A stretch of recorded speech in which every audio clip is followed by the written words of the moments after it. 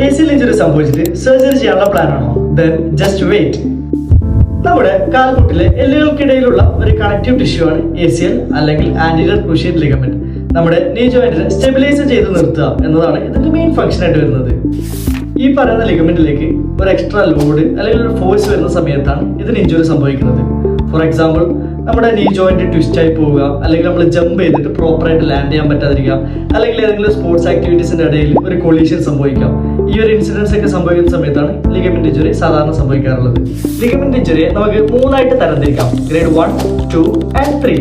ഇതിൽ ഗ്രേഡ് 1 എന്ന് പറയുന്നത് നമ്മുടെ ലിഗമെന്റ് ഒന്ന് സ്ട്രെച്ച് ആയിട്ട് മൈൽഡ് ടിയർ സംഭവിക്കുന്നതിനാണ് ഗ്രേഡ് 1 ഇഞ്ചുറി എന്ന് പറയുന്നത്.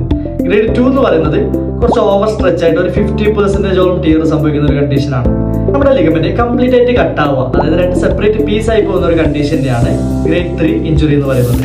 മിക്ക ആൾക്കാരും വിചാരിക്കുന്നത് ACL ഇഞ്ചുറി സംഭവിച്ചാൽ ഇനി സ്പോർട്സിലേക്ക് തിരിച്ചു പോകാൻ പറ്റില്ല, അല്ലെങ്കിൽ സർജറി മാത്രമാണ് ഒരു ഓപ്ഷൻ എന്നാണ്. എന്നാൽ എല്ലാ ഇഞ്ചുറിക്കും നമുക്ക് സർജറി ചെയ്യേണ്ട ആവശ്യം വരുന്നില്ല.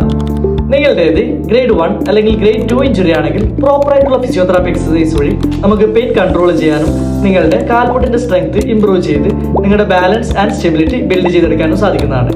ഇനി നിങ്ങളുടേത് കംപ്ലീറ്റ് ടിയർ ആണ് അല്ലെങ്കിൽ ഗ്രേഡ് 3 ടിയർ ആണെങ്കിൽ നിങ്ങൾക്ക് സർജറി എന്ന ഓപ്ഷൻ ചൂസ് ചെയ്യാം. സർജറിക്ക് മുമ്പ് ഫിസിയോതെറാപ്പി സ്ട്രെങ്തനിങ് എക്സസൈസ് ചെയ്യുന്നത് വഴി സർജറിക്ക് ശേഷമുള്ള പെയിൻ ആൻഡ് സ്റ്റിഫ്നെസ് കുറക്കാൻ വേണ്ടിയിട്ടും റിക്കവറി ടൈം റെഡ്യൂസ് ചെയ്തെടുക്കാനും സഹായിക്കും. So, if you have ligament injury, consult a physiotherapist before deciding on surgery. With proper physiotherapy and rehabilitation, many ligament injuries can be managed without surgery, helping you recover and return to the field safely.